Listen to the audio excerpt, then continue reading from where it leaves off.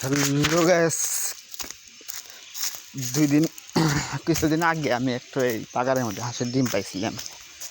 তো আজকেও দেখি যে একটা হাঁসের ডিম পইড়া রয়েছে। এই দেখেন, এই যে একটা হাঁসের ডিম। আমাদের পাগারে কিছু হাঁস আইছে, বাট প্রতিদিন এইভাবে ডিম পাইরা থেকে গেলে তো ভালো হইল না। দুইটা পাইলাম বাংনার উপরে ডিম,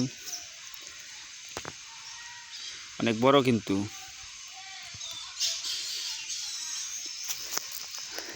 পাশের বাড়ি থেকে মনে হয় হাঁস আইসে মনে করেন আমাদের পাগারে থাকার পরে হয়তো ডিম পাইরা থাকা। দুটো পাইলাম।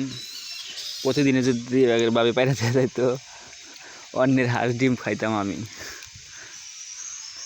অনেক সুন্দর হাঁসের ডিম, আর এটা হলো দেশি হাঁসের ডিম। পাগারে মাছও আছে।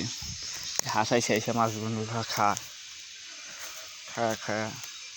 মাগনা দেয় নাই। মাছ খাইছে, মাছের দাম দেখা গেছে।